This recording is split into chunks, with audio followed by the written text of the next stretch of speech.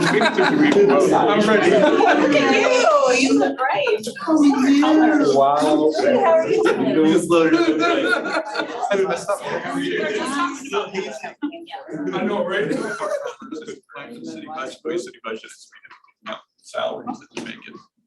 Well, I knew I was coming onto this full time, whether they call it part time or not.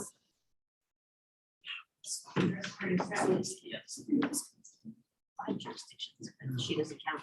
It's a lot of work either way though. Yeah, committees, I don't know what I would do without this. Hello, how are you? Okay, so board members, thank you. Those are usually different opinions. So you're gonna get the whole scope of it by the time it comes to the board. Hi, how are you? I go to the committee meetings that I'm not even on. We have the meetings that are board days. Go in 11 o'clock sometimes. No, I've got a panic. So it's better here first. How you doing? It's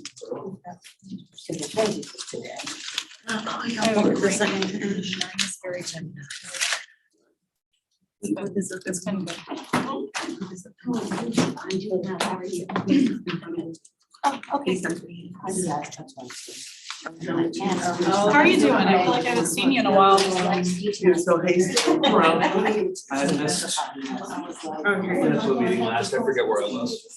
Maybe that was it, because I remember looking at it. And I don't know exactly. Bill still went for me for one thing, and then the last meeting. Oh, that was. I was out for I have a reminder for that.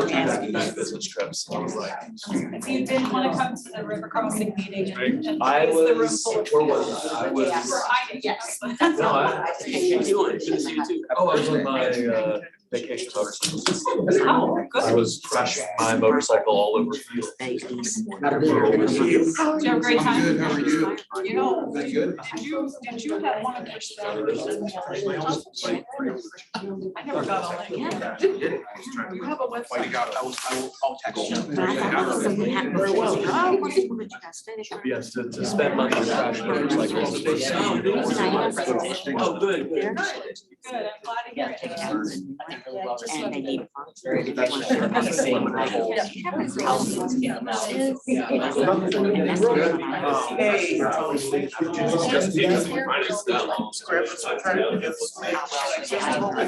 Thank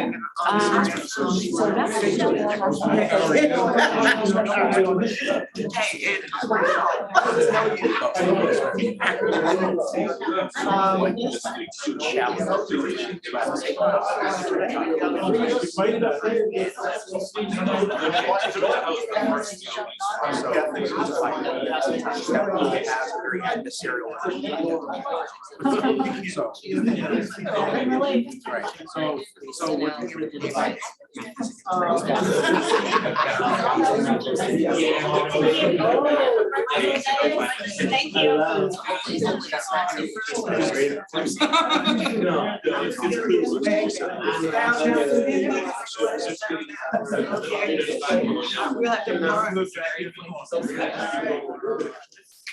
Yes. It is good.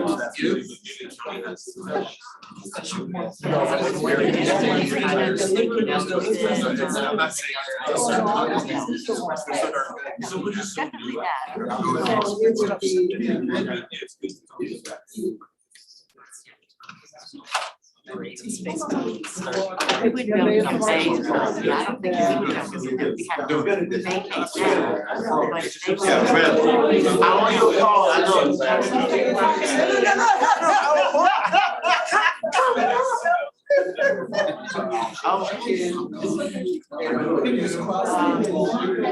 Oh, no, no, no. Oh, no, no.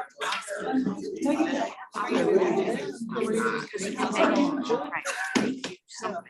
Because they. All Sundays. My concern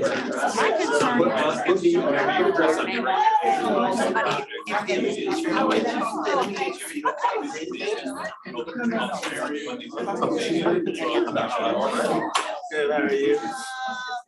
Actually, now that you mention it, I got some credit card bills I need to pay. You want to take care of Right. And. She must take stairs all the time. Okay, Just so for what? somebody else. My daughter took the I'll county. run that with the ground. I don't know, What?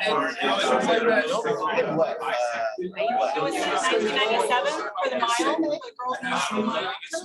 5:32. She got a 5:29. Going, she's in 8th grade. Yeah. Oh, we're ready. Right. We have a form? Okay, thank you.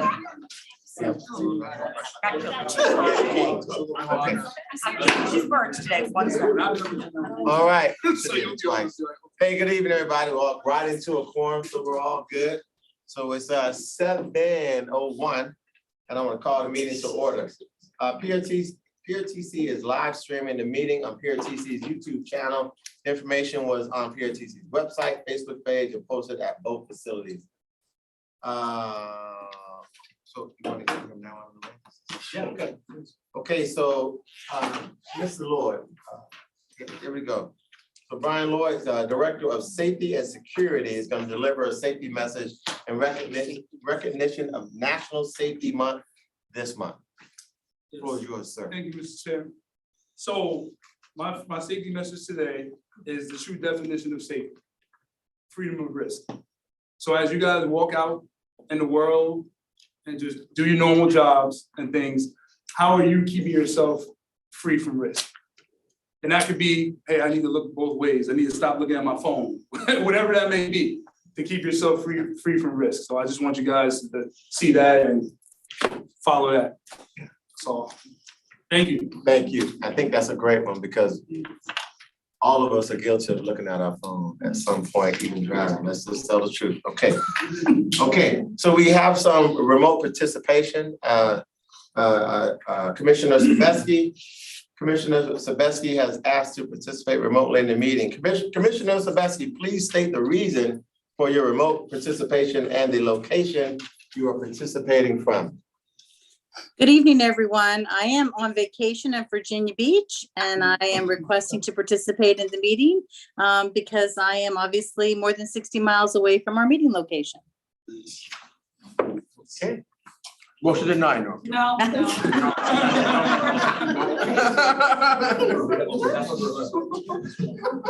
If it makes any difference, the weather here has been horrible. It's 65 and 70 degrees. So. Motion to approve, Mr. Chairman. Okay, I have a motion. Commissioner Bodie, second Commissioner Gary. Any discussion? No discussion? Please call for the vote.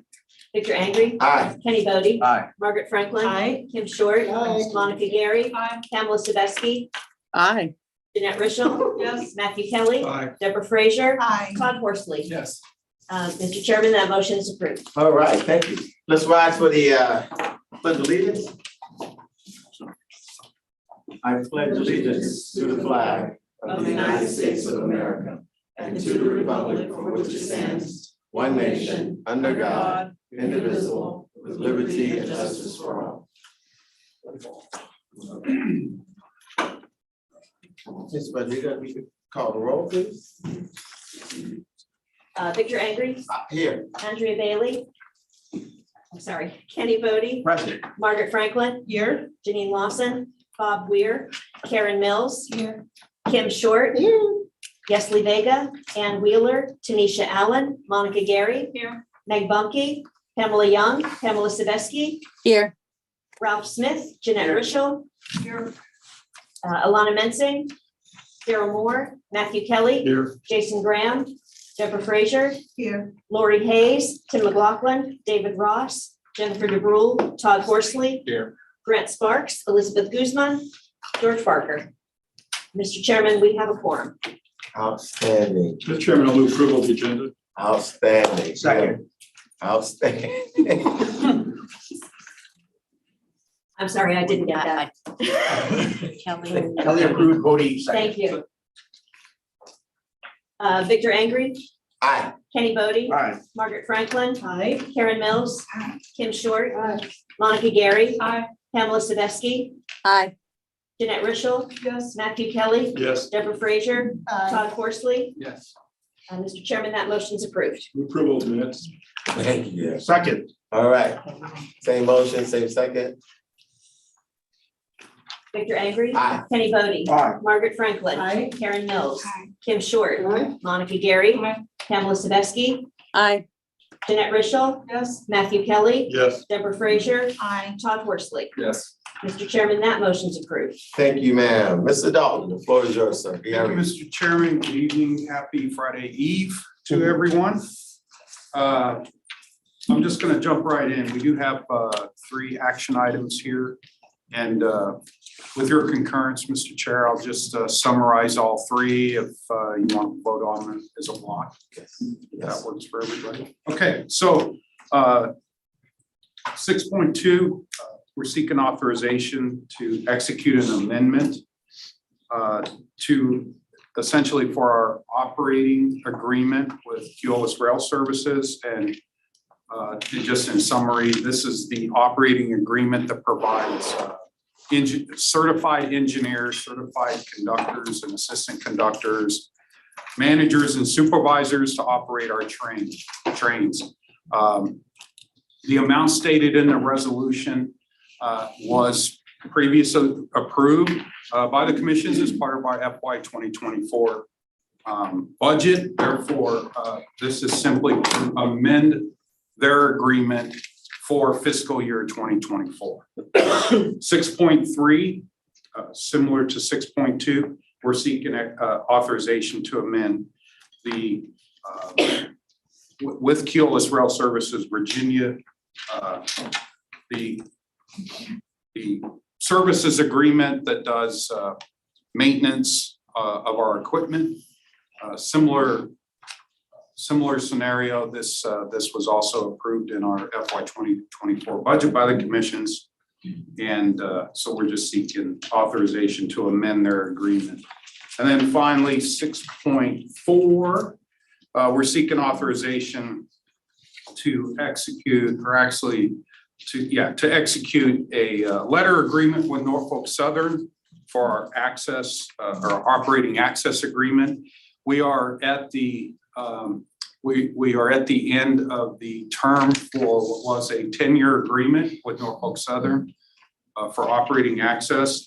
We have been in discussions with Norfolk Southern on various methodologies for the next term of the operating access agreement to potentially have a longer term beyond 10 years, similar to operating access agreements that we have with CSX and Amtrak as well. And of course, we're also looking at, we've been in discussions with them about, methodologies to add service in the future to align with our Transforming Rail in Virginia initiative. So it was agreed by all parties that we need a little bit more time to do that. And so this 1-year extension will essentially, all the same terms and conditions of the existing agreement will stay in place. This just extends the term 1 year to June 30th of 2024. If it takes that long, if we can get through these discussions and come up with or agree on or come up with an agreement on the future operating access agreement, then I'll bring that back as soon as that's ready to the commissions. So those are my summaries, plural, Mr. Chair. All right, thank you, Mr. Dalton. So Commissioner, you heard that we want to combine all 3 of these as one motion. Do I have any objection to that? No, I'll move resolution 6, 2, 3, and 4. Second. All right, we've got a motion by Commissioner Kelly, second by Commissioner Franklin. I'll let you know. Okay. Any discussion? Okay. Victor Angry, Aye. Kenny Bodie, Aye. Margaret Franklin, Karen Mills, Kim Short. Monica Gary. Aye. Pamela Saveski. Aye. Jeanette Richel. Yes. Matthew Kelly. Yes. Deborah Frazier. Aye. Todd Horsley. Yes. Mr. Chairman, that motion's approved. Thank you, ma'am. Do we have any written or in-person public comment time? Mr. Chairman, 2 people submitted public comments, and those comments and our responses are at everyone's place. All right, moving on. Move the consent agenda as submitted. Second. Okay, got a motion by Commissioner Kelly, second by Commissioner Bodie. Yes, ma'am. Victor Angry. Aye. Kenny Bodie. Aye. Margaret Franklin. Aye. Karen Mills. Kim Short. Monica Gary. Aye. Pamela Saveski. Aye. Jeanette Richel. Yes. Matthew Kelly. Yes. Deborah Frazier. Aye. Todd Horsley. Yes. Mr. Chairman, that motion's approved. All right, we're cranking it I out. got a granddaughter to get back to.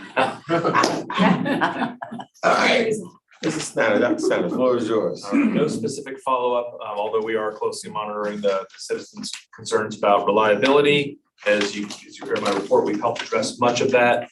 Preliminary commuter ridership for May showed a 9% increase over April, again, improving our reliability, and yielding results of ridership. It's a positive trend and a sign of ever-increasing return to operational excellence.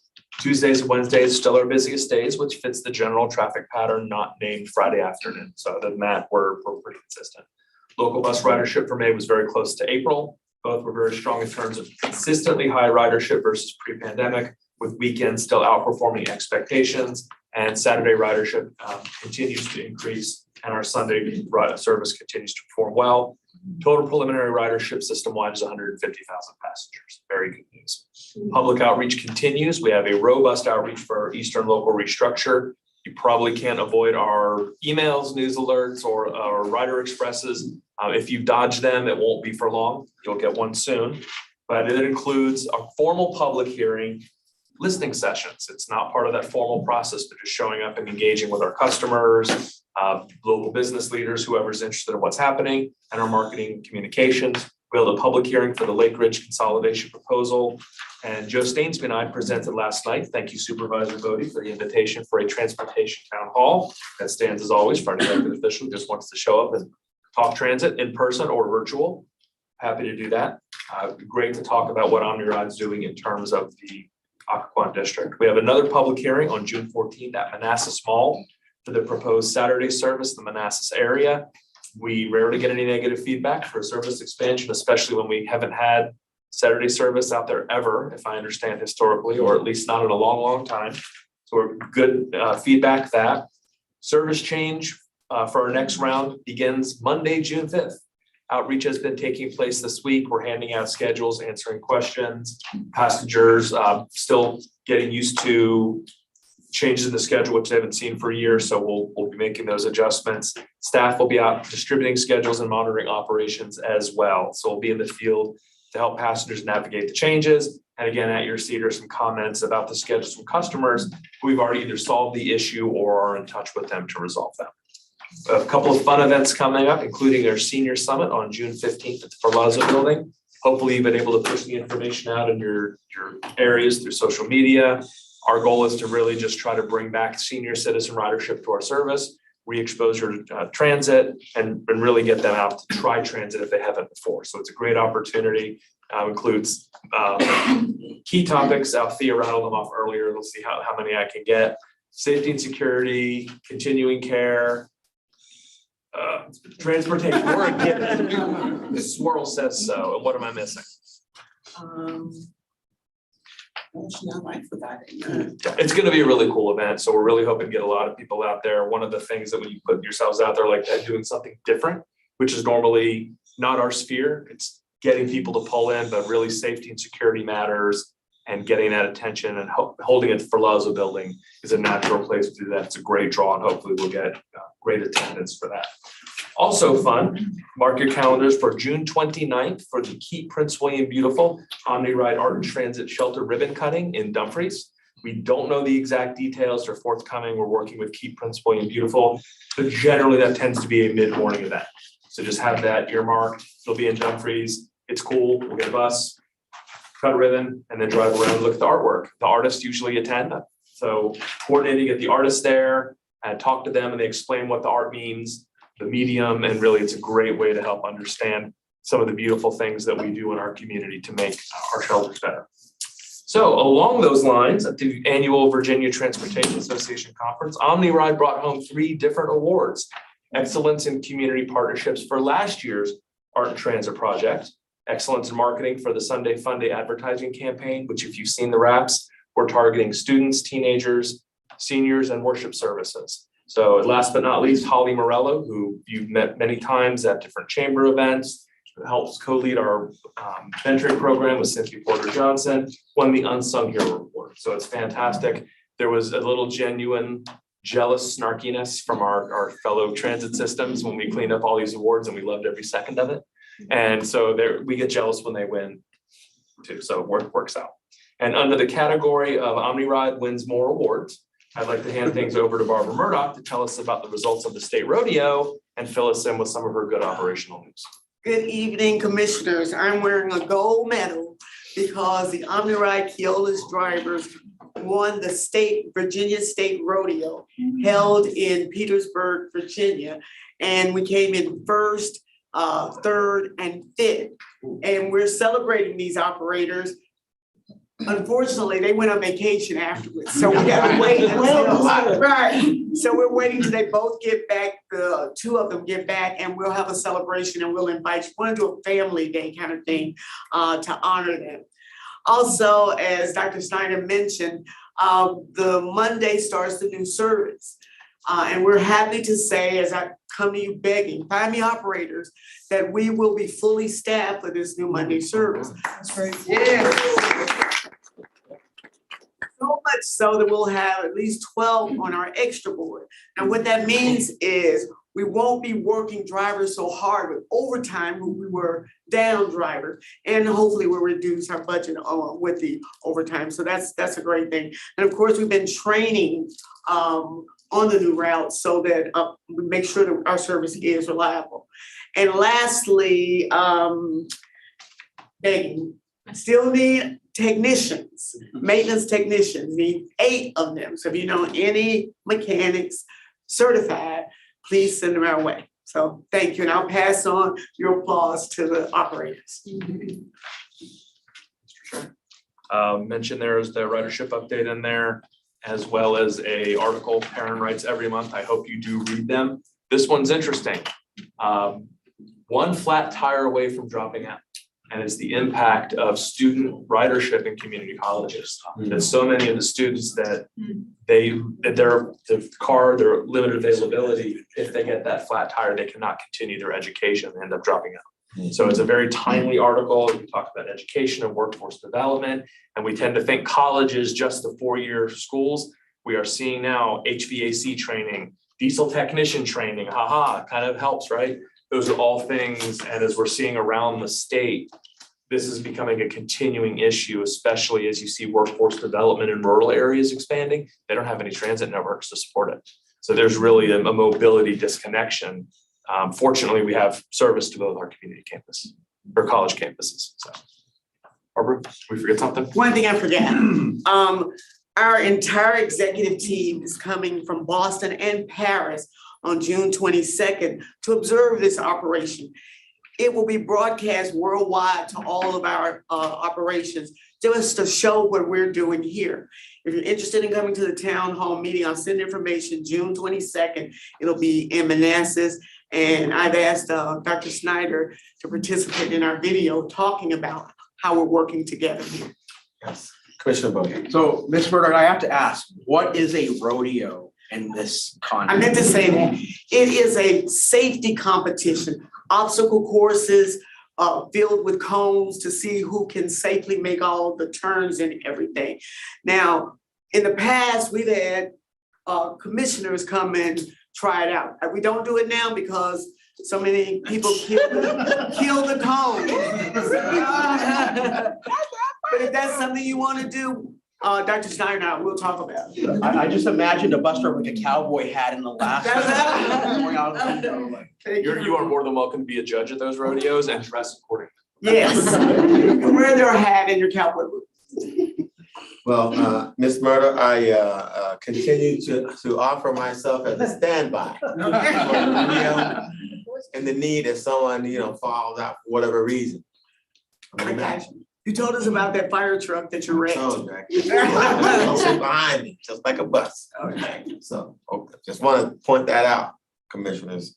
Okay, all right, so we have actually 4 action items and 2 I can't bundle, but Number 10.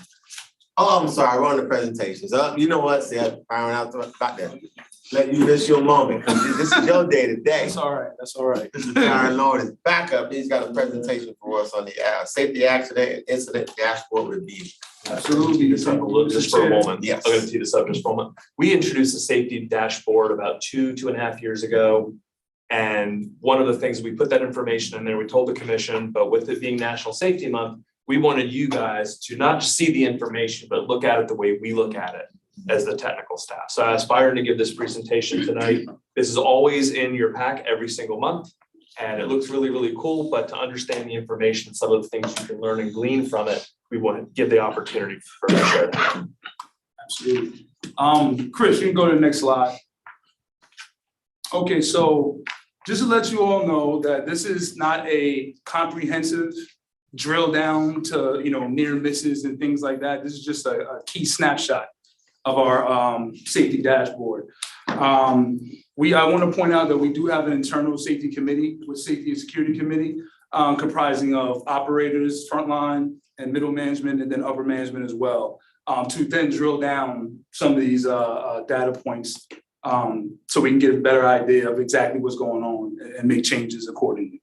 So the first section up here you can see is accident and incident frequency rate, which we calculate per 100,000 travel miles. And so based on that, you can see for the month of April, is 2.25 was per 100,000 miles of accidents and incidents collectively. So every organization is different.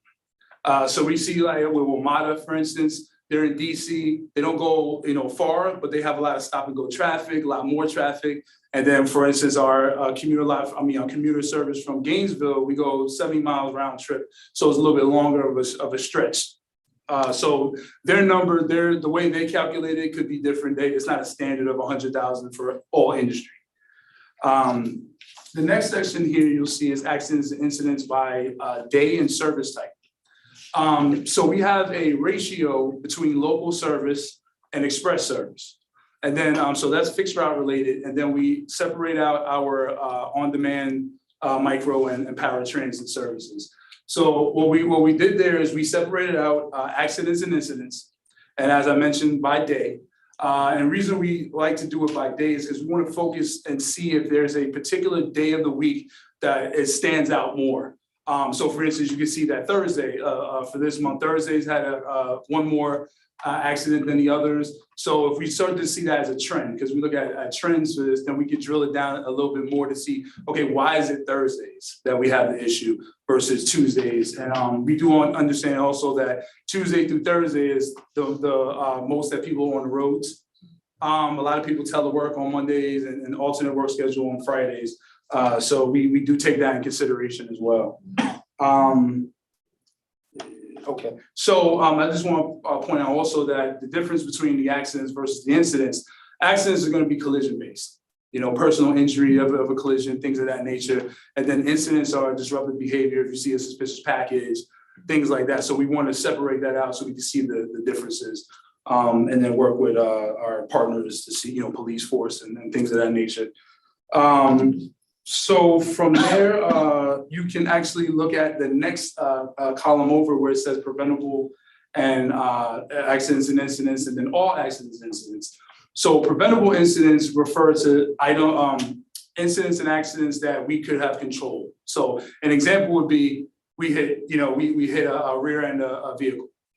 That could have been any case, but that could have been controlled by us. So then obviously all the other ones, that's all incidents are a combination of preventable and non-preventable accidents and incidents. I do want everybody to pay attention to April. The blue bar is going to always represent your current month. So April, for instance, we're looking at the preventable accidents and incidents column. which is right there, you can see that the number 3.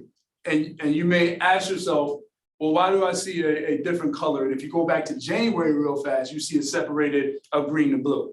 Well, that's because last year during April, we had the same amount of preventable accidents as this year. And sorry I didn't mention, we do break this down from month to month, and also in the 2-year, we look at the previous year and the current year. Looking down, I just want you to jump down to May real quick because there's a difference. So you see that show is showing FY 21 versus 22. And that's because we haven't received the data for May yet. So once we see that, FY 21 will drop off and you'll see the comparison from FY 22 to the current. I also want to you guys notice that it's on all accidents and incidents. You see the bar that is the blue bar in the April, and you see the 5 versus 12. So I do want you to just understand that that's all our accidents and incidents. So again, it's a combination of both categories in that. And we can see there is an increase, you'll see from last April to now, which is contributed to increase of police calls at the transit center, disrupted passengers and things of that nature. But we can see if we look at all the months in that column, it's kind of the average that we get for all accidents and incidents per month. So we're right on target. We do want to obviously reduce, the goal is always nothing, but in this environment that we live in, things occur. You can go to the next slide, Chris. Okay, so here this is another key focus areas of us, and it's collision-based assessment.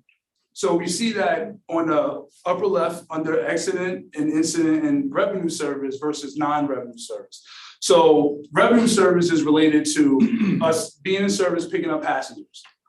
Non-revenue is when you're going from the garage to your first point and then your last point back to the garage. So you have no passengers, just the operator and the bus.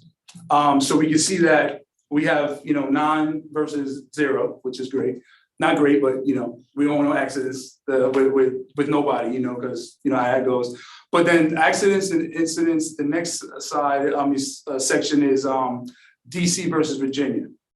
And we look at, it's kind of funny because we have almost 50% of our accidents that came from DC, but we're in there the shortest period.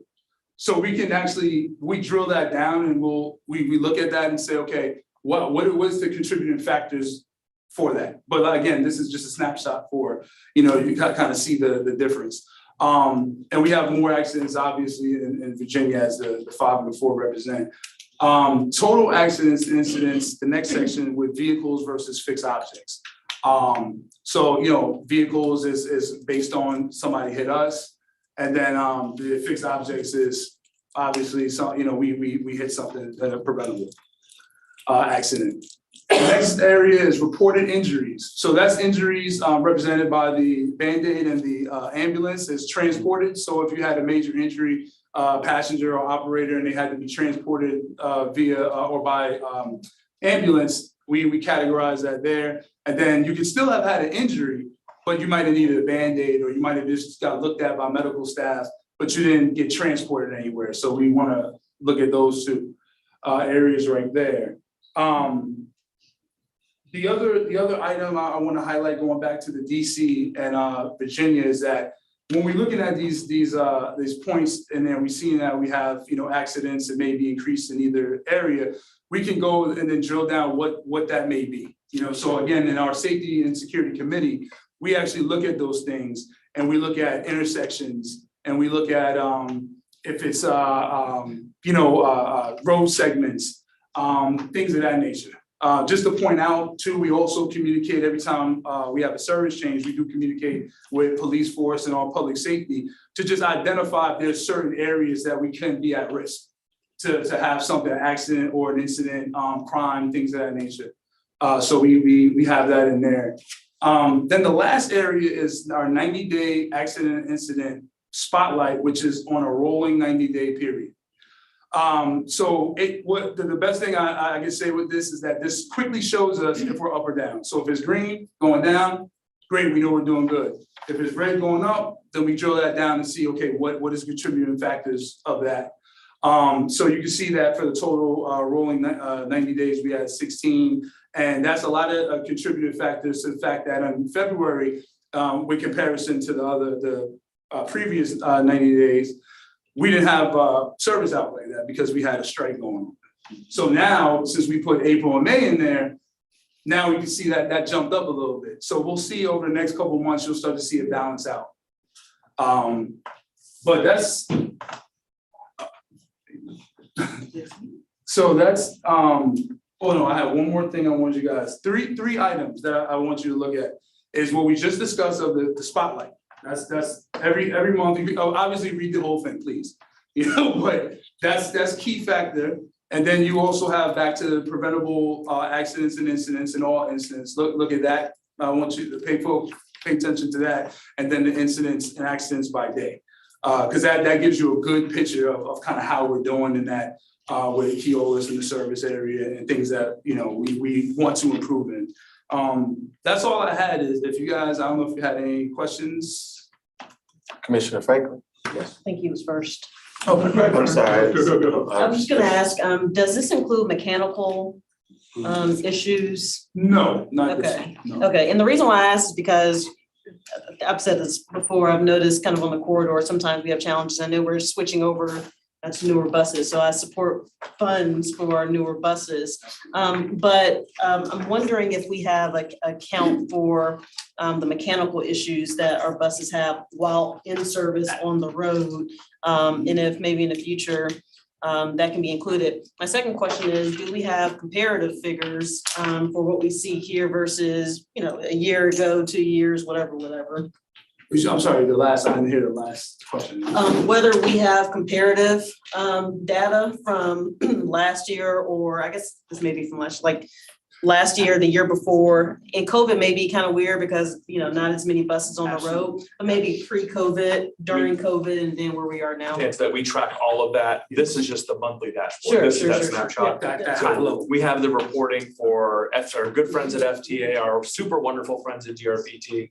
They have all of this information as well. So we track this in a large number of categories. Keolis Corporate has all this information that they have their own analysis. So we have all of that data mapped over time, just from a dashboard snapshot. This is where you can look in, peek into the system and say, how did things look for April? How did it look this April? How did it look in comparison to the past, within a 90-day snapshot? And how did it look? What are the trends over the past year? Sure. Gives you just that opportunity to understand. Yeah, that's helpful. And then I guess to my first question about mechanical, do we Yes. track those? We do track those. That's what when I mentioned the drill down. So we have that internally that we track every single month. So we have the miles between service interruptions and so forth that we track. We just, like I said, there's just a high level, Sure. you know, dashboard on that, but we do have all that information. Commissioner Young? I'm gonna build on what Frank was talking about. Give it some context. When I see 2.25 for 100,000, is that high? Is it low? Should I be worried about it? What is all this in comparison to other commuter bus services? Are we looking at issues that they're not having or what? Just some context of what this all really means. Are we doing well? Are we doing bad? So for the month of April, the key indicator is that last item, the bottom line number. We're up 14%. So that means mathematically per 100,000 miles, we should have a lower incident rate. Right? So it's up, but it's not, that 2.25 isn't up 14% because it's by miles traveled. So that's why the two indicators matter. If you have 0 miles, you have 0 accidents and incidents, you're at 0, but you didn't do anything. You delivered 0 service. So for us, that is a pretty consistent number overall. It moves maybe 0.5% to or 0.5 to 1 incident per month. Absolutely. Per 100,000 miles. It's more now because we're not traveling as far, but we still are traveling in DC, so we don't have as much volume of commuter service, but all of our local service remains the same. So we are traveling, we have that more frequent service within the localized area. We have less commuter service. So if you were to go back and look, what is the incidence compared to 5 years ago? We're having more incidents per 100,000 miles because the majority of our incidents are in localized services. So that remains almost the same as it was. So I guess the denominator is lowered for it. And that's been the big challenge. So does FTA look, I'm assuming FTA looks at everybody's numbers, is there something where they come back and say, your guys seem to be higher than most, or is this something we really can't compare apples to apples to other commuter services? It's very hard to do so. Okay. What they really do is if we have, so there's something called the National Transit Database, and every year we list all of our data, our ridership performance, our ratio of deadhead hours, and we have to justify why things are different if they're too far out of whack. So FTA does identify that when we have our triennial review, if there's something skewing, they'll actually investigate why they're doing that. In the past 5 years, Congress, for the first time ever, gave FTA penalty authority for agencies that do not have safety plans, security plans, et cetera. So we've always had one, but now they have penalty for it. Now we set formalized goals. So each year we bring a set of formalized goals to you. I think one thing we can do better on Byron is probably reporting on how we did at the end of the year. I was just about to say, yes, that's for next, but that's on the radar that we're gonna have a full, like an annual report. So to say that. we bring a set of goals to you that we set and how we perform against them. And historically, FTA really didn't, if you set a goal, they didn't penalize you for reaching it or non-reaching it. So a lot of transit systems put in 0 accidents per whatever, because the goal is 0. Well, that wasn't realistic. Now they're really asking us to take a look at our service. How did you perform this year, and set your goal there or better, and then perform to that goal, and then they evaluate it. If you are an organization that is not working to improve your safety, if you are not maintaining security procedures, they can now take away funding for the first time over the past. Ring a bell, Todd, was that about 3 years ago they started being able to take money? Does that ring a bell? Yeah. Okay. Yeah, and without throwing bricks at our neighbors to the north, WMATA triggered a lot of that because of the issues they were having in terms of their programs there. So that was one of the avenues was, hey, what can we do to provide some safety oversight and congressional action to give FTA teeth? It started with safety and now it's moved into security. Yeah. And I'll add real fast that TSA also now by legislative, they will impart civil penalties to organizations that are not following, not keeping up with the targets and not doing anything to solve problems. So as we bring our next set of, because we bring the approvals to you, the next set, what we'll do is we'll do a report of how we performed against the previous targeted goals in that report. Yeah, so it sounds like everyone's kind of thinking the same thing I was too, which is when we look at this, and the explanation is nice and obviously needed, and to have that additional information, because there's not a lot there, and I know that's the intention.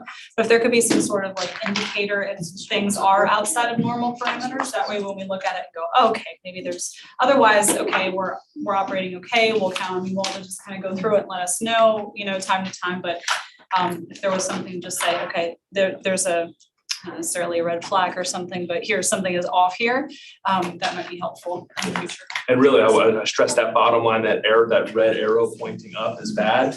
That's really the flag that says something is different. In this instance, what's different, it was the strike. It's the number of miles pulled out that creates the 90-day rolling flag. So that's typically what we would look at to be the main figure thing. it out. Okay, thank you. And historically, it's red by a percentage or 2 or green by a percentage of 2. It's moving along a very similar needle. And the other, Chris, can you go back one slide? This will also give you it's a scatter plot if you think about it. It's just 1 in June, 1 in February, 1 in November. Those are outliers. In general, you're going to be seeing 3 and 4. You look at 7 in December of 2022, what happened? So that's an example of when you see something that far out the line. 9 in August of, let's see, wait, something's off there. Yeah, am I reading this right? Yeah, 2023, we had 9 preventable accidents and incidents. So maybe at the bottom there with that, Sorry. so maybe at the bottom there with that red arrow, maybe just something to say our normal parameters are, plus or minus 2, just that way, because I know I'll forget it, but next time I look at this, I probably won't remember. Yeah. I might, No, but that sounds might be good. helpful. Yeah, I can understand.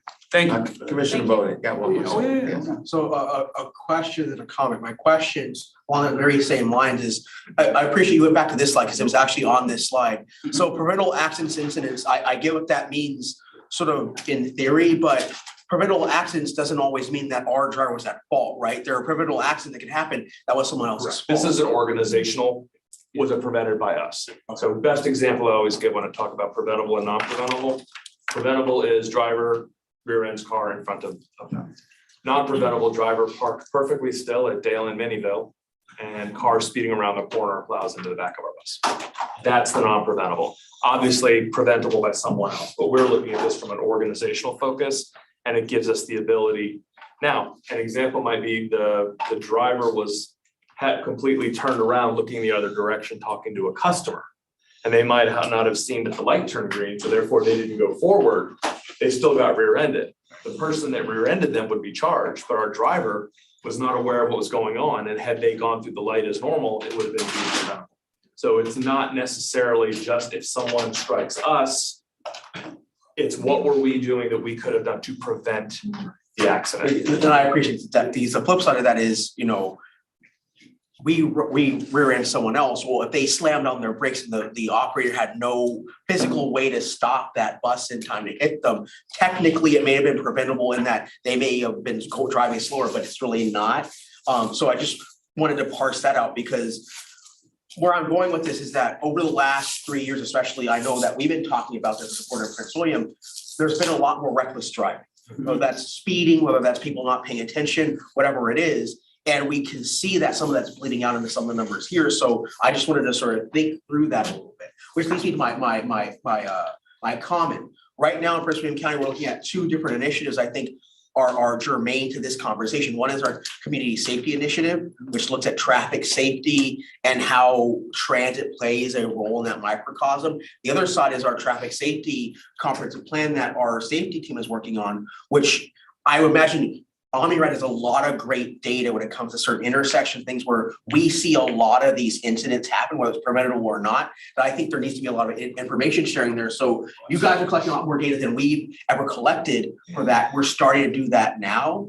But as we form a holistic plan for how to make traffic safe in the county, that obviously has dividends for you all on the OmniRide side too. So I just want to put that flag out and plant that seed. So when our traffic folks are looking at the community safety initiative and the traffic safety plan, we're connecting those dots and having that conversation to make sure that we're sharing data across those 2 sides. And the other thing I'll point out is Prince William Police has been fantastic. When Byron mentioned we'll have a service plan.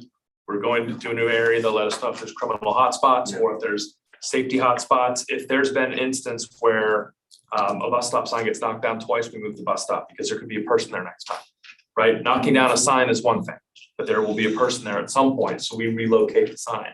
Some customers are mad because we took the sign away. Well, we'd rather have you walk that extra 1/10 or that extra 3 to 4 minutes and be a passenger statistic than an injury statistic. A really great example is we moved probably about a half dozen signs on Dale Boulevard last year. Yes, because of the safety assessment we. Not accidents with us, but accidents that PD told us, we're seeing an increase in speeding and we're seeing more near misses for pedestrians. So we relocated stops to help with pedestrian accidents and incidents that we haven't had, but that Prince William PD has warned us about, and we've helped eliminate at least the threat or risk for some of our passengers. And I apologize for not mentioning this earlier, Commissioner Vody, but we do have a Prince William County collaborative quarterly meeting that we have. We started that about 3-4 years ago, that we do information share for all the parts. So we have Prince William County Engineering in there, traffic, human services, just all the big names we have in there, information sharing on that. So that plan, I'm aware of that. We're working closely. And starting during the pandemic with when the pandemic hit, we kept rolling the whole time. Prince William County schools closed. So when they had time for them to start ramping up, they had a lot of questions. Out of that, Prince William schools, they're still participating. We have a regional stakeholder safety and security meeting. So we've now pulled the transit world into the highway world, into the school bus world. We have a lot more regional collaboration and trends there. So much of that anecdotal, but that is where the information sharing comes from, the ideas come from, and then we can drill down and figure out what else is happening. Thank you. Last thing, I just wanted to give Barbara and her staff a thank you and a big kudos. We had a pop-up TSA assessment today, and they passed, and it was fantastic. So I just wanted to give Barbara and her. Yes, TSA does show up randomly and put stuff on our buses. So, All right. see you driver's schedule. Well, congrats. Yes, ma'am. Mr. Chairman, Ms. Sebeski has a question. Oh, yes, okay, No, I meant, I'm good. I'm sorry. okay. Do you see a hand or she? I see. Okay, okay. We're good now. This is good. I keep forgetting, I in the sky. Okay. So we got another presentation? Just a couple remarks. Oh, you're gonna answer questions if need be. Yes, here for questions and a couple remarks if that's okay. Okay, go with it. I was gonna say, never stand up, but then they probably ask you questions. But since you got remarks, go ahead, I'll let you get your remarks up there. Just a couple. Thank you, Mr. Chairman. So tonight we are seeking the commission's approval of the I-395-95 commuter choice fiscal years 2024 and 2025 program projects and referral to the Commonwealth Transportation Board later this month. Up the street at NBTC, they are also taking concurrent action on this item this evening. A couple things I did want to point out that were covered last month in the briefing that I gave here to PRTC. This is the same program that the Joint Commission Working Group endorsed back in April. We also, when I was here last month, we're in the middle of a public comment period that ran for about 1 month. We did receive 646 comments over that period. So that was more than 5 times more than we've seen in any program to date. So we're very happy with that. Again, a quick recap of the program. This would see $48 million go to 13 projects and would also commit funding of $18 million for 2 larger capital projects off the top in the next program in FY 26 and 27. So with that, Mr. Chairman, I'm happy to take any questions you might have. Yeah. Hey, Adam, let me just say, thank you for that, because that made that action item very clear. And while we cannot bundle these, I would ask right now at this point for action item 11.1, does anyone have any questions, comments? And actually, can I get a motion? So move, Mr. Chairman. Okay. So we have yes, we go. Commissioner Bodie, Commissioner Bailey, motion is second by Commissioner Bailey. And now any discussion or questions?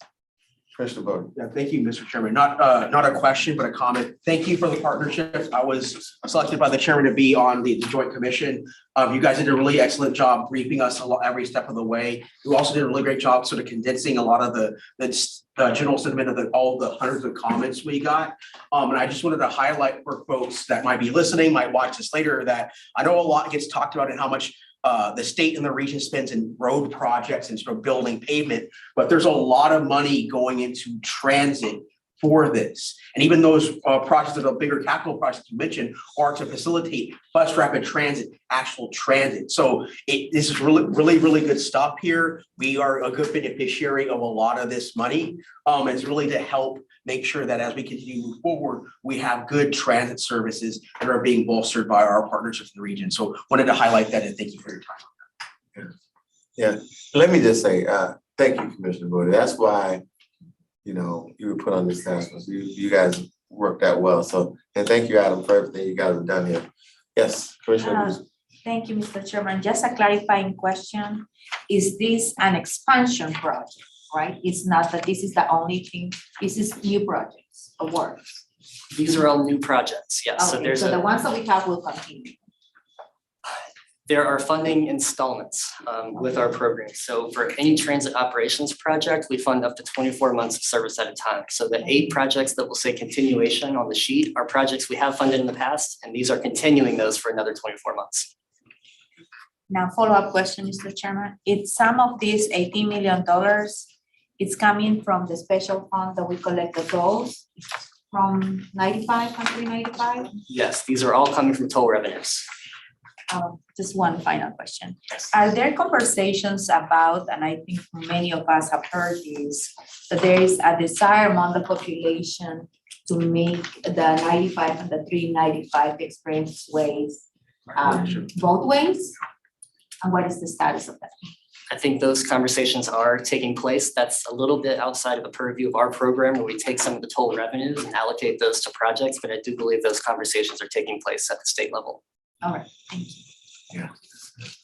Okay. So hearing no more questions or discussion, we'll call for the vote. Victor Angry. Aye. Andrea Bailey. Aye. Kenny Bodie. Aye. Margaret Franklin. Aye. Karen Mills. Kim Short. Monica Gary. Aye. Pamela Sebeski. Aye. Jeanette Rishel, Yes. Matthew Kelly, Yes. Deborah Frazier, Aye. Todd Horsley, Yes. Elizabeth Guzman. Mr. Chairman, that motion's approved. Thank you, ma'am. Now, can I get a motion for item 11.2, approval and appropriation of Potomac and Rappahannock Transportation Commission's 2024 budget, authorization to renew medical, dental, and vision insurance plans, authorization to draw down from motor fuel tax funds to subsidize PRTC administrative, OmniRide Express, OmniRide Local, paratransit, marketing, van pool, and capital budgets for 2024, and authorization to apply for federal grant funding in vision for FY 2024. So moved. Second. Who wants that? All right, we have a motion by Commissioner Kelly, second by Commissioner Bishop. Any discussion? Mr. Chair, I was gonna call you Madam Chair. but It's okay. it's a different day.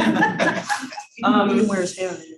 Right, so I'm gonna support this, but obviously Prince William County staff, we, still has some concerns about the reserve funds for, I think like FY 25. So I think I know we've had this discussion before. And obviously COVID exacerbated a lot of things. Inflation has further exacerbated and made for a lot of challenges. But, at some point, we really do need to sit down and have a discussion about what this budget is gonna look like over the next few years to make sure that both on the county side, that we're doing our due diligence and making sure that we fully support transportation, but also on PRT, on OmniRide side, and guaranteeing that we're putting forth a budget that's really balanced. I think we have to pass this today because there are a lot of needs in transportation, and we are the board and we are the county, I'm speaking on behalf of Prince William County, that's gonna make sure that our buses and our services continue to carry on, as well as expand in areas that are needed. But we will have a budget issue in a few years if we don't actually sit down and have a real discussion about how we're going to continue to operate moving forward financially. I will say, I know we have one member of the General Assembly here, and I know we have others, but we have to continue to push our General Assembly to figure out an actual transportation source, because I don't believe that the motor fuels tax is going to continue to be enough moving forward, especially as this region continues to expand. But we need a dedicated transportation revenue source that will help address a lot of these concerns. Not really OmniRide's fault. A lot of economic issues that are happening outside of everybody's control.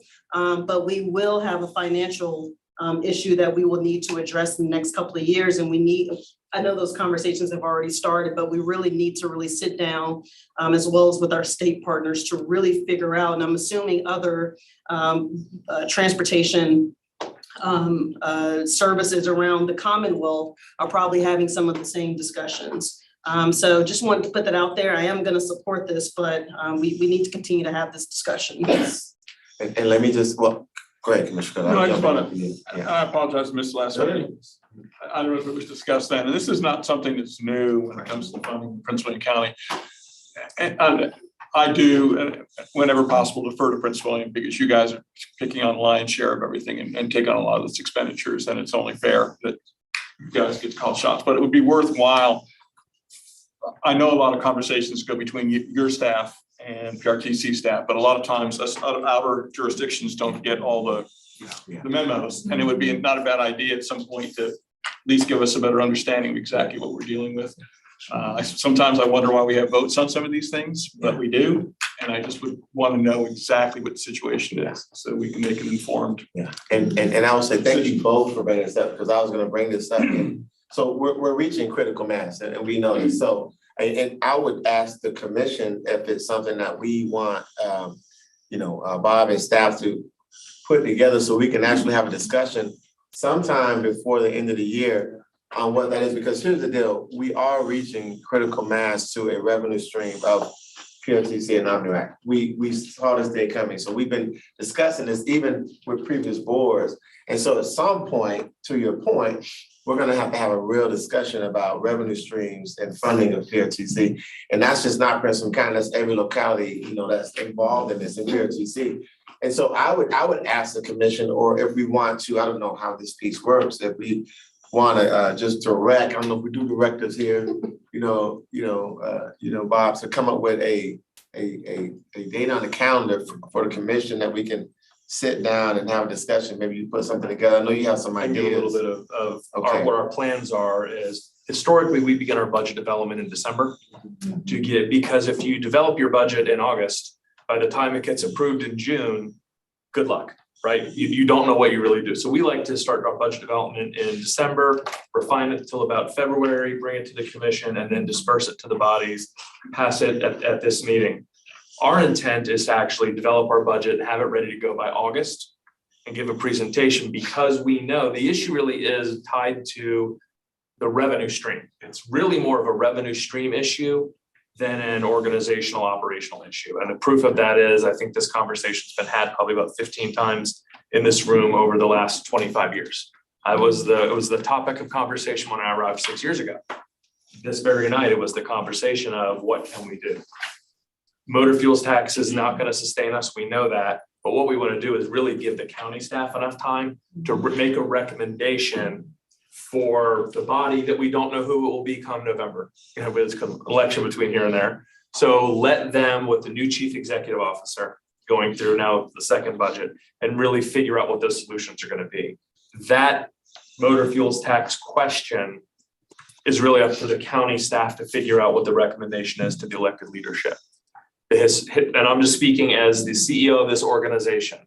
The county has not had the willingness to pay out of the general fund for transit services. That's not just us. We have That's also- challenges, yeah. That's also VRE. So once upon a time, the motor fuels tax covered VRE and OmniRide. Well, when the motor fuels tax crisis hit, what, about 8 years ago, VRE went to the NVTA 30% funds. And then we were enough to address the motor fuels tax. Bear in mind that even though we did add more money to the motor fuels tax, one of the questions came up is, what does this mean with CROC? The Capital Rail Operating Fund. So there's $5 million taken off the top automatically that goes to VRE. So there's revenue streams that have increased, but those resources are with VRE. And one of the questions Mr. Kelly asked a long time ago in the bond question, during a VRE meeting, he says, well, what does it mean for the motor fuels tax? I said, well, you'll always have your money for the CROC fund. The question is, will the jurisdictions afterward have enough money to keep going? And so that got passed 3-4 years ago. I'm trying to do the math, about 3 years ago. So that's $15 million in motor fuels tax that Prince William County has not been able to utilize in terms of funding localized transit service for the community. It's gone to VRE, and that's a very noble and worthy cause, no question. But it's just one of those things that we operationally face. Mr. Chair? Yes, hey, Commissioner Vesey, 1 second, I gotta let Commissioner Sure. Gay know. She jumped in first. Do you want to just let her go? So we don't forget Yes, about her? okay, yeah, hey, go ahead, Commissioner Sebastian. I'll be brief. I just want to say that I totally agree with the comments. I appreciate what the executive director has to add. And I agree that this has been going on the entire time I've been on the commission.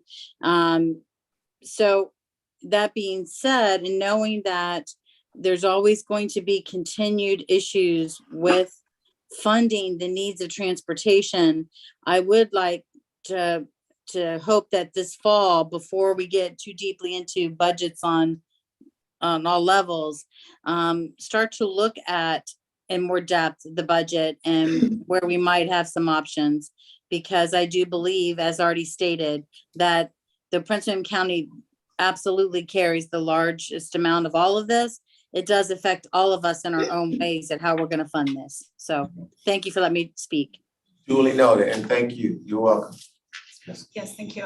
So I was just gonna say, when you bring whatever that information is back for all of us to kind of get us on the same page, I would also be interested if there are specific things that we can support on a legislative agenda, that our counties would be made aware of those things as well, because we have our own legislative committees where we can, advocate for things to the state. And if it's gonna help us reserve some of those funds, where we can help advocate for some of that, I think most supervisors or council members would be on board. So if we could know those things, that would be great.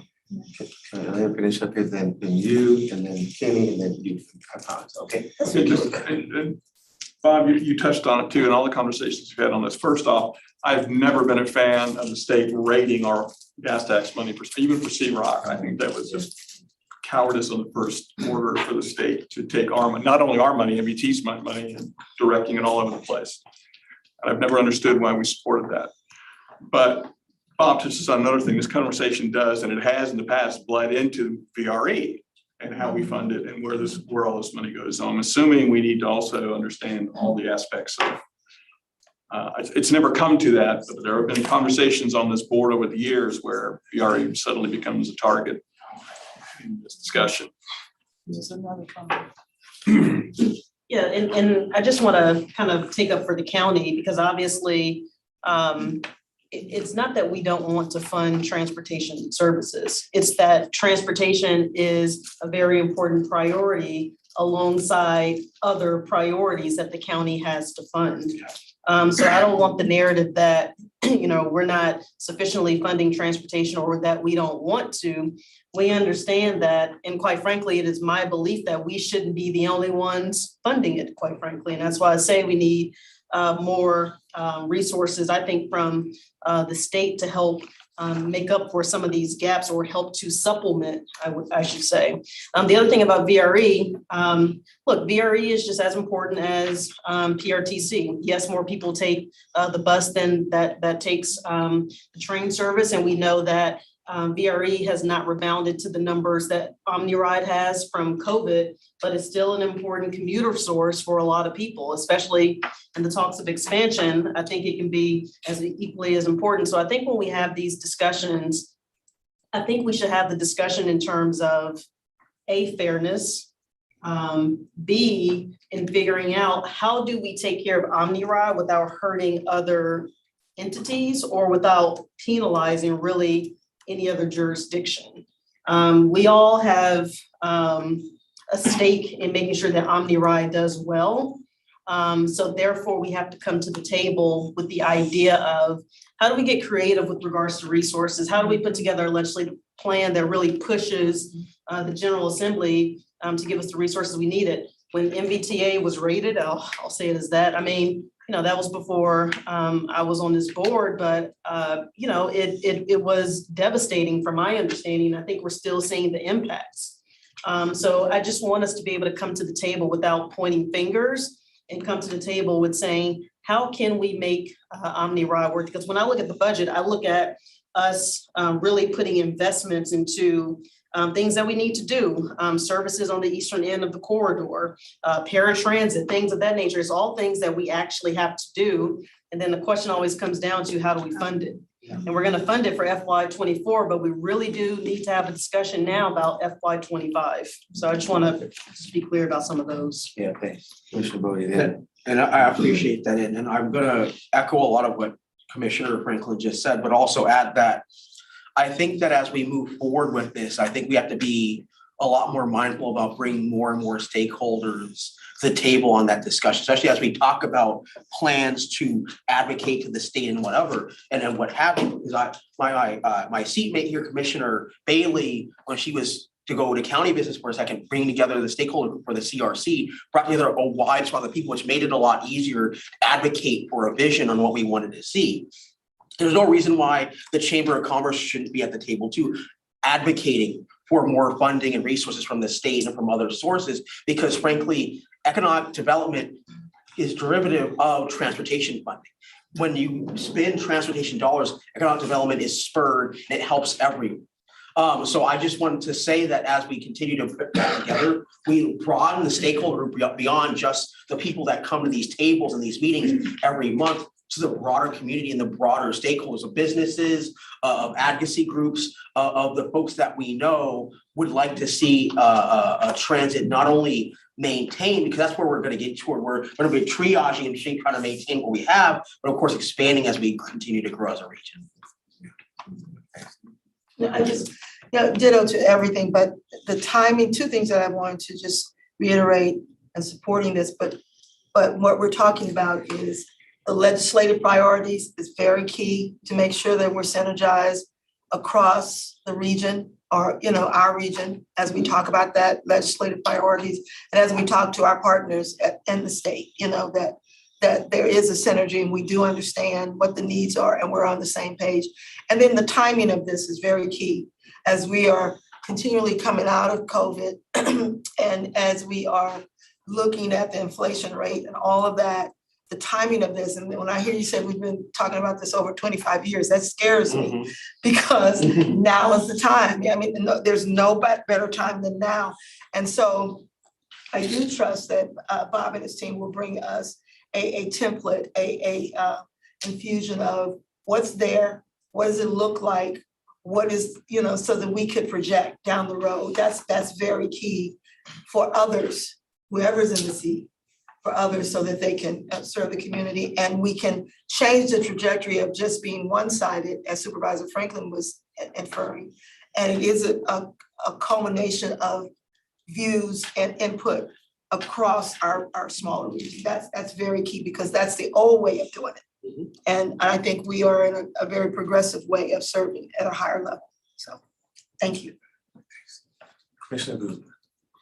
Yeah, thank you. A few things, you know, as we work through the legislative session, I would like to work with other delegates and senators that also represent cities that are neighboring areas, because then it's a matter of votes, right? It's a matter of being on the same page where we have legislative priorities and it makes it easier.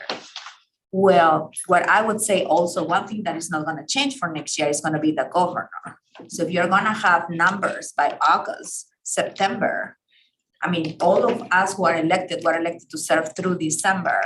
So we should be available and willing to have that conversation with the governor and not wait until we have new senators or delegates swearing in. When the earlier, the better, because if we have the conversations and it's also in a priority for the Secretary of Transportation, that is gonna make our lives that much easier when we're having the budget conversation. Because the goal should be that whatever item that we are gonna have in the budget is gonna be in the governor's budget, in the state senate budget, in the House of Delegates budget.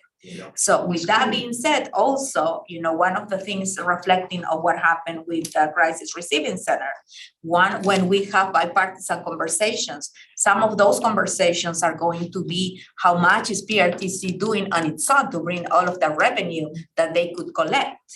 And they are gonna they wanna see tangible information of how much money each locality is gonna bring in order to make, you know, this budget gap. I mean, fulfill this budget gap. So we need to be ready to have that conversation. With that being said, are we charging now for fares right now at the buses or not yet? For local service, no, we're still at zero fare. And again, for the number of fare boxes we have, for the volume of ridership we have, for the level, it's the juice isn't worth the squeeze, as the saying goes. However, on our commuter service, we're in this budget, when approved, will increase the fare so we can recover more federal funds to the tune of about $2.5 to $3 million. If we exceed our ridership target, by every passenger that we exceed our ridership target, that's $9 extra in the bank. So those are the very types of things we're doing. One thing that is interesting in the budget, if you recall from the presentation, when I got here 6 years ago, Prince William County funded 45% of the organization. Now it only funds 33%. That's how effective we are in using outside resources. So there's a 12% delta in terms of where the funding comes from. And what's also interesting is our ask is about about identical to the last 3 years. The annual ask from the motor fuels tax. Very close to. No, it's higher because of the COVID relief. Adjusting for the COVID funds. That's correct. We're basically the trajectory from going back to 2017, 19, the trajectory, we're on a pretty, a normal trajectory of growth with those funds. Obviously, over the last couple of years, we had the COVID relief funding, 18 million this year, 10 million next year going into the budget to help some. And if not for the COVID relief funding, this exact conversation would have been the topic of conversation at the June budget meeting in 2020.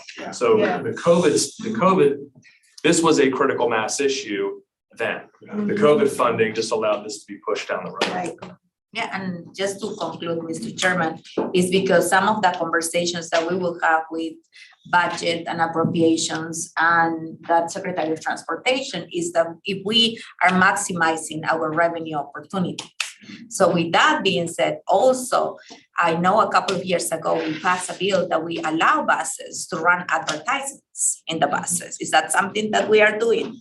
No, it is not. And again, the juice isn't worth the squeeze. Where it Okay. works very well is in Richmond, where you have high volume, high visibility. Our buses are going up and down I-95 at 65 miles an hour. So that the ads don't make a whole lot. We don't sell that many. Okay. And so we end up having to stand up an entire approach to that. We're more successful advertising our own services in that revenue stream. Where things could be different is there's prohibition against advertising in shelters.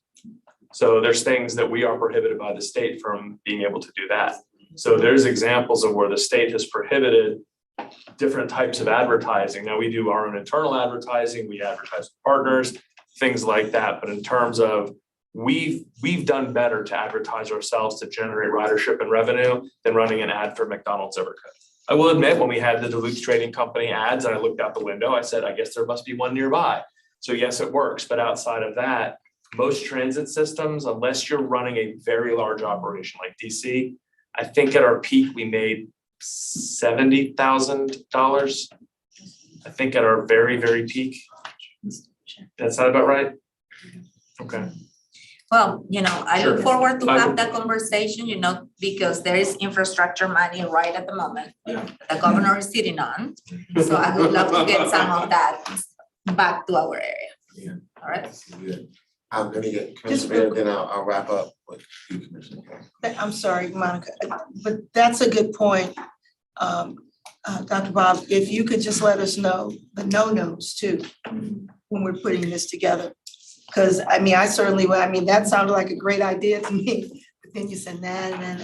We need to know from a state perspective what we can and cannot in terms. I was gonna say something to the same effect. So like when we get sort of those legislative priorities that that we would be working on, we can know some obstacles too, not just what we want, but what do we maybe wanna change or get rid of that would help us generate better revenue or have better processes. Mr. Chairman, Commissioner Sebesky has her hand raised. Yes. Go ahead, Commissioner Sebesky. Nope, sorry, I just didn't take it down. I'm good. She's playing with us. Okay, I would like to say, this has been very helpful discussion, and it was on the budget, so we needed this. But what we've learned, not even a but, and what we've learned, and this is the prelude to the fact of we really need to have maybe some type of a work session or something. But I think you have enough data here, data points that everyone's given, that we can put something together, because whoever the next chair is and whatever the next commission is, we need to be discussing new revenue streams. Motor fuels tax is definitely, not gonna be the sustainable source for us. So I think we've heard enough from this commission here and with staff here that we need to, by the end of the year, come up with something that we can at least, whether it's through state, through delegate, through something of how we're gonna have something lined up to help offset the transition, if that's gonna be a transition from the motor fuel tax. Don't know what that's gonna be, but I think it's to the point of we know that this fund is depleting and help the discussion of what we're gonna do next to sustain PRTC. Okay, there is a motion on the floor. It has been properly seconded. We've had healthy discussion. Please call for the. Victor Angry. Aye. Andrew Bailey. Aye. Kenny Bodie. Aye. Margaret Franklin. Karen Mills. Kim Short. Monica Gary. Pamela Sebesky. Aye. Jeanette Richel. Yes. Matthew Kelly. Yes. Deborah Frazier. Aye. Todd Horsley. Yes. Elizabeth Guzman. Yes. Mr. Chairman, that motion is approved. Outstanding. So we have one closed session item. Yes, I'm gonna turn the floor over to Ms. Panda. The PRTC desires to convene into closed meeting for discussion of a personnel matter concerning the commission's executive director's performance evaluation and incentives. And whereas pursuant to Virginia Code Section 2.2-3711A1, such discussions can occur in closed meeting. Now therefore be it resolved that PRTC does hereby authorize discussion of the aforesaid matter in closed meeting. Mr. Chairman, if we could have a motion. So moved. Second, Thank you, ma'am. We have a motion, Commissioner Kelly, and second by Commissioner Bailey. Victor Angry. Aye. Andrea Bailey. Kenny Bodie. Aye. Margaret Franklin. Aye. Karen Mills. Kim Short. Yes. Monica Gary. Pamela Sabeski. Aye. Jeanette Richel. Yes. Matthew Kelly. Yes. Deborah Frazier. Aye. Todd Horsley. Yes. Elizabeth Guzman. Yes. Mr. Chairman, that motion is approved. Give us a minute. Our IT is going to turn off the feed so that your closed session is not broadcast. Awesome. And Doing good. I saw some chicken over Ms. there. Mariner is also going to phone Commissioner Sebeski, who will be participating via speakerphone. Awesome. I'm gonna use the restroom while you're doing this, so if anybody needs to take a quick one. All right. Yeah, so slow and steady. Yeah. It'd be interesting, you know, And all of your. my whole district.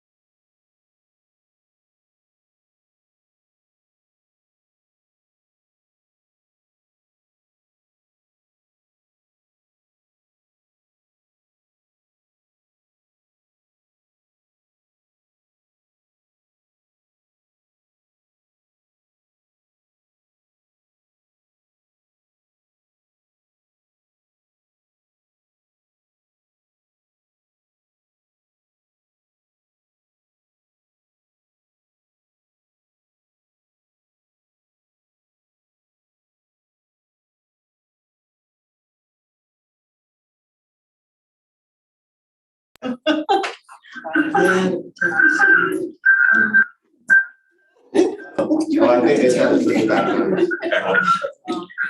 the Zoom call. So you gotta mute one of them for.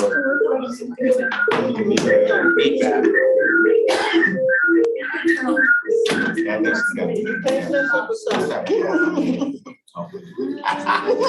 You basically just hung up. All right. Mr. Chairman, the commission needs to certify that you only talked about the matter for which you properly went into closing. Motion to certify, Mass. Second. Okay, I have a motion by Commissioner Bodie, second by Commissioner Kelly. Victor Angry. Aye. Andrew Bailey. Kenny Bodie. Aye. Margaret Franklin. Aye. Karen Mills. Kim Short. Yes. Monica Gary. Pamela Sabeski. Yes. Jeanette Richel. Yes. Matthew Kelly. Yes. Deborah Frazier. Aye. Tom Horsley. Yes. Elizabeth Guzman. Yes. Mr. Chairman, that motion is approved. Thank you, ma'am. And now, so we're just gonna slide into Chairman's time real quick. And just a reminder that the July meeting will be held on July 13th. And also, I just want to, there will be an executive committee meeting on July 13th as we, okay, so executive committee meeting on July 13th. And just one quick comment. So yesterday, I lost a friend of mine, Patrick King. I know, sure if you know him, he had a heart attack at 44. And I say that because my birthday is tomorrow and I'll be 55. And so I'm very humbled to see 55 years. Yes, yes, yes, yeah. And so, you know, I just want to kind of point out just the point of life. Like life is so critically, you know, you just never know these days. But we do a lot in this business of politics and, you know, this commission and running the transportation of the county. So you know, it's really, you know, I was talking to a young man earlier about just always taking a break. Like, you know, Commissioner Sabeski's on vacation now.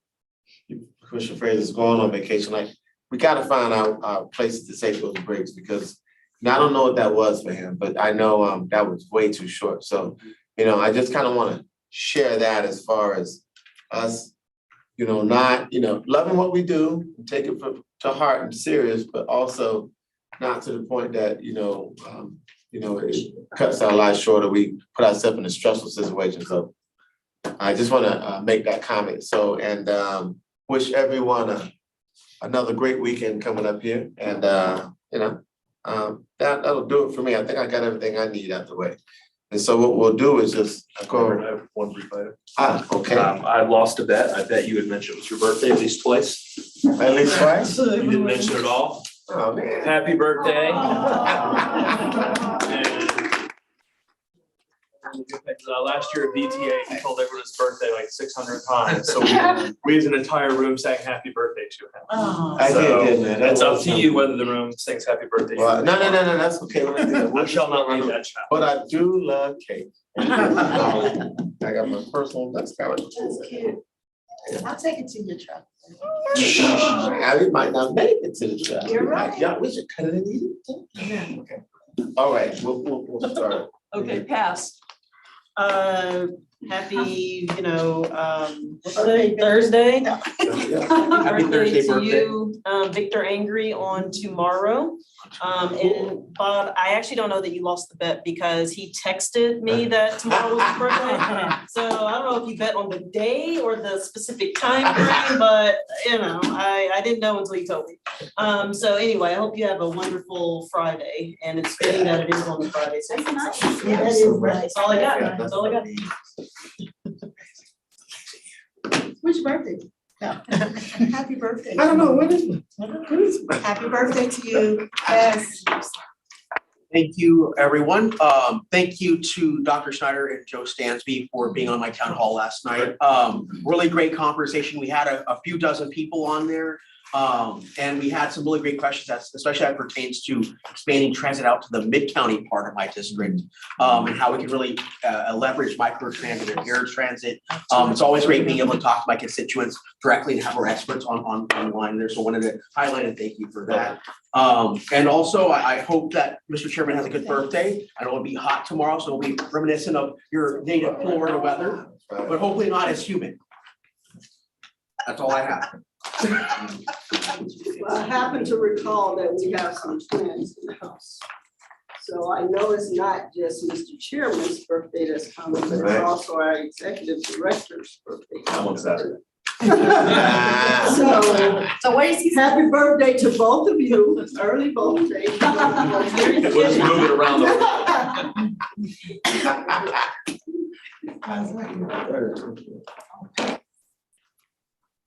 Oh, commissioners, is she back up? I'm still here. Do I Yes. get to make remarks? Yes, you do.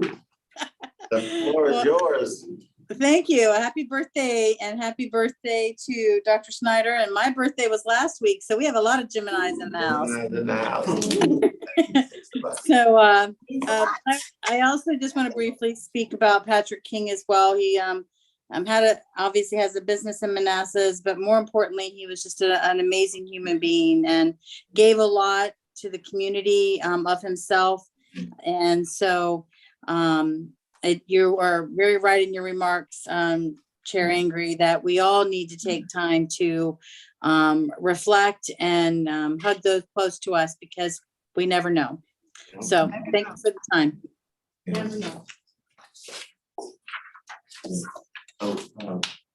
Really? Well, happy birthday, Mr. Chairman. Happy birthday to Mr. Snyder and happy Father's Day. Father's Day. And if you want a very good present, you can vote this Sunday, it's the early voting. So for those who want to participate in the process.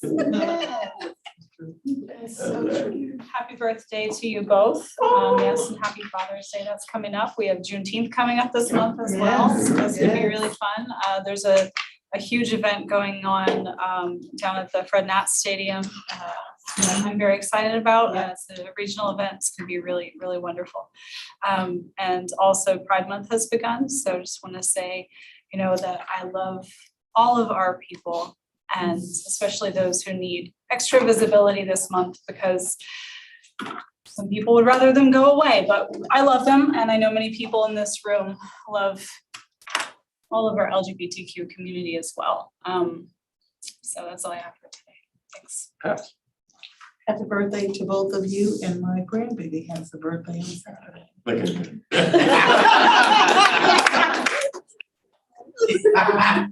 And I too would like to mention that there is a Juneteenth celebration at the John J. Wright Museum on June 19th, and also our Stars and Stripes on July 1st, downtown Spotsylvania.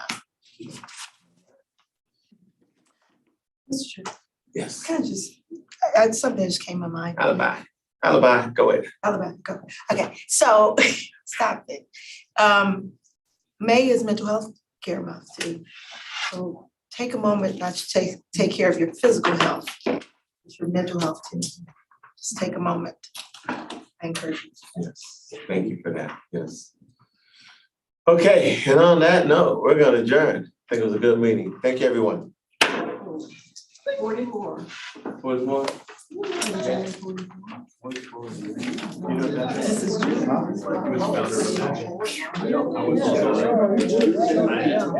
Never mind.